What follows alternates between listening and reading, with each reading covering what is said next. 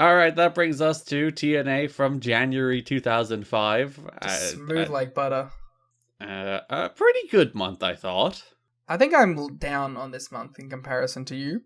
I thought everything was okay, but nothing really gripped me as much, and I didn't think this build was as strong to the pay-per-view as the last couple, but I do think the pay-per-view over-delivered in comparison to the last two. So I think in general, I guess we're not saying like month anymore because it's over a month. It's like pay-per-view cycle. Yeah, it's 6 weeks for this. I think that this pay-per-view cycle was probably less impressive to me than the last one, but with a better payoff at the end. I think I realized as I was watching it, I don't think there's enough show-to-show flow for me.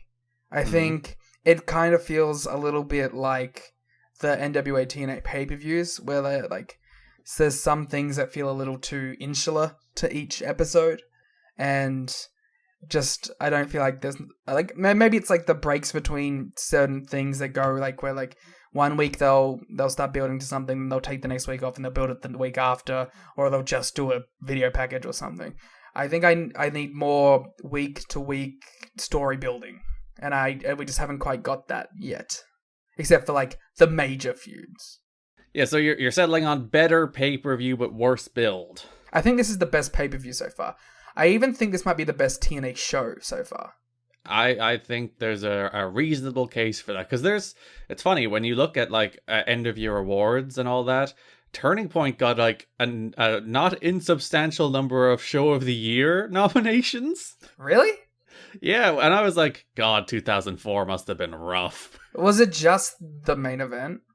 It might have been, and there was the PD Saban match, which was very good too. But it's it's a 2-match show, one of which is lower end good, and one of which is real high end good, to be fair.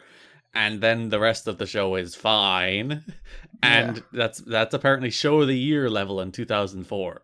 I think one thing that puts it up above for me is that I liked this title match better. So I think inherently, if that match I enjoy more than the major positive of last month's one, I'm gonna like this pay-per-view more. And when I think about it, I can probably think of maybe the 3 or 4 best shows I consider in company history come to mind, which is last month's Turning Point, this show Final Resolution, the first episode of Impact, and this the World X Cup that had Hoovy and Chris Sabin. And then maybe there was the one where the first cage match happened that also had blow-offs to 3 separate things on the same show. Those are the 5 best shows in company history so far. And this is probably the best of them? I would say so. I would I think the only one that I'd have to revisit the World X Cup show first. But I think this is probably better, because it's better production, it's in a better environment, so it has those advantages, even if it's a 1-to-1 match comparison thing. Yeah, because the crowd, I don't know how they've managed to get a crowd that are super hot, but the crowd are super hot at this stage. The Impact Zone crowd are so into shit. Was the area just kind of dead at that point? For wrestling stuff? Because was FIP running? Oh, because FIP is going to change the game in Orlando. But these hardcores that would be going to every show were maybe the same kind of people who were I want to go see Roderick Strong versus Danielson in FIP. I don't know. I think it's partially because AJ's peaking and they have a talisman people can rally around. Sure. But they weren't this hot during the summer last year. They were hot at the start, but then eased off. But then, at the same time, they were also given much worse television shows that were literally nothing happened. There weren't even wrestling matches. So, it's weird to see that they've come back with a vengeance ever since basically the first show. They've been hot for pretty much all the pay-per-views. And they seem to now currently believe in... It's the video packages, I think. It's the video... They've bought into the video packages. I also think there's a palpable energy, and the pay-per-views do feel bigger than the TV by far. When they cut to that crowd at the start of a pay-per-view, this crowd is amped up in a way that they aren't for TV necessarily. And that may be the 8-hour taping blocks or whatever, but There's definitely like a freshness to the crowd when they go to these pay-per-views. And I just had this thought, it's half-baked, so it may not be real. But I'm going to say it anyway. I don't think for the live crowd there's necessarily a big gap in popularity for these outside stars coming in versus the homegrown stars at this point. I think, like, not as a total package. That's a good pun. Let's put that in the title, make 1,000 views. I don't think there is a like that far off of a reaction for someone like AJ or AMW versus your Nash and your Hall at this point to the live crowd.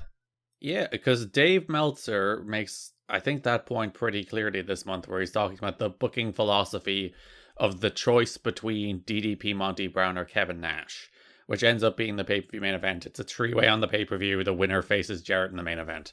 So when that match was announced and he was like pondering whether it will be DDP, Monty Brown, or Kevin Nash, he was like, they seem to be booking this three-way as a vote of no confidence in Monty, basically, because they want to trick people into thinking it's going to be Nash and then end up having it be Monty, rather than just booking Monty and building to Monty. And he was like, I don't think the fans care. I don't think anybody really buys these pay-per-views for Kevin Nash and DDP. I think people buy these pay-per-views because they're good pay-per-views, and you should just announce the Monty match and build to the Monty match.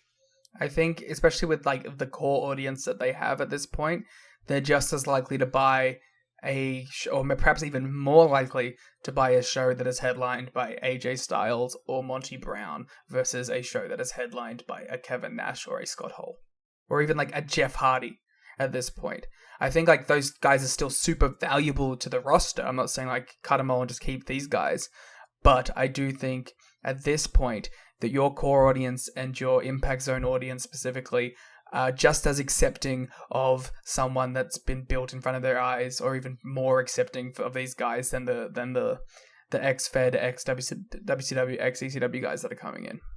Yeah, if you did the build to this pay-per-view, where you basically built Monty and did the whole thing where you guarantee a title change without guaranteeing a title change, I think people would be way more into this show and more likely to buy this show than they are either Nash, DDP, or as they went with that triple threat, which again was a weird vote of no confidence in Monty, that they didn't think Monty was big enough to build a pay-per-view around, so they built it around the three-way, so you didn't have to build it around Monty himself. And that my question there is, do you think that three-way sold any more better than it would have sold if it was just Monty versus Jeff? I don't. No, neither do I. I think it's dumb and stupid, and it just goes back to them thinking that Nash and DDP are the stars and Monty isn't.